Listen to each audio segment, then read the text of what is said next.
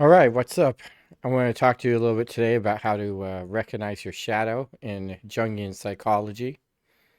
So, the idea of recognizing your shadow is that when you start out on your hero's journey, you need to go out into the world, out into the unknown, out into chaos. And the reason that is that you need to put yourself into different experiences that you've never been in before, different situations that you've never been in before, so that you learn more about yourself from the way you react in those situations, how you behave in those situations. And not every single one of the situations is going to be a success. Some of the things you do out in the world is going to surprise you in a negative way, and it's going to haunt you almost, some of the things that you probably do or said to people, because when you do things that don't align with your own values, it has a way of eating at you, right?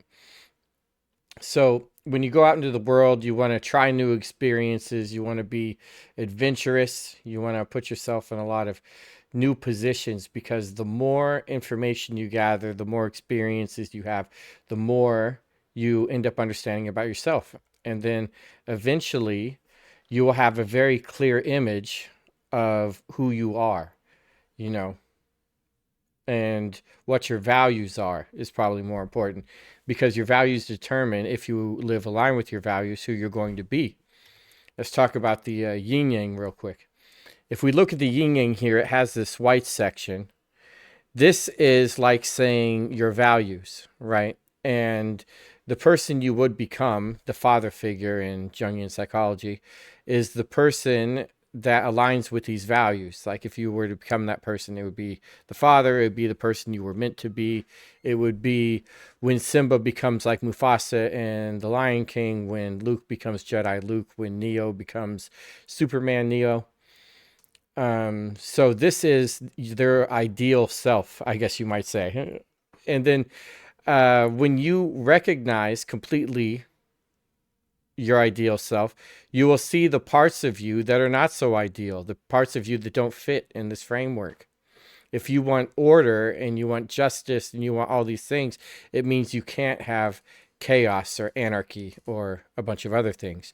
So whatever doesn't fit in with your values becomes the shadow. So the more you understand yourself, the more you understand the shadow. And the shadow is basically every bad impulse you've had. Every time you knew something you shouldn't do it and you did it anyway, and it haunted you later, it was the shadow. Every bad word you said that stuck with you, the shadow. Because it haunts you because you weren't aligned with your values. So let me give you a little example. You might say something, a harsh word to someone, and you know they didn't deserve it, and because of that it bothers you. But at the same time, you'll say the same harsh word to someone else who you believe did deserve it, and that doesn't bother you at all. You see? So it's about living in alignment with your values. It's not about hard yes nos on what you're supposed to do. It's you have to live in alignment with yourself, what you believe you should do, what you believe is important. And then by doing so, just like in the yin yang, or one thing I want to say about the yin yang real quick, notice that there's a little black space in the white space. This is saying in order, there's still a little bit of chaos. In chaos, there's still a little bit of order, you see. And that relates also to your ideal self and the shadow. But the main takeaway here is the more you understand your ideal self and your full self, then you'll understand the shadow, the negative image left behind. Okay. And then once you understand your full shadow, that's when you'll be able to recognize the shadow and then become able to confront the shadow. But if you don't know yourself, if you don't know your own values, then you haven't spent enough time on the hero's journey. You have to learn that first. So you have to find yourself out in the world.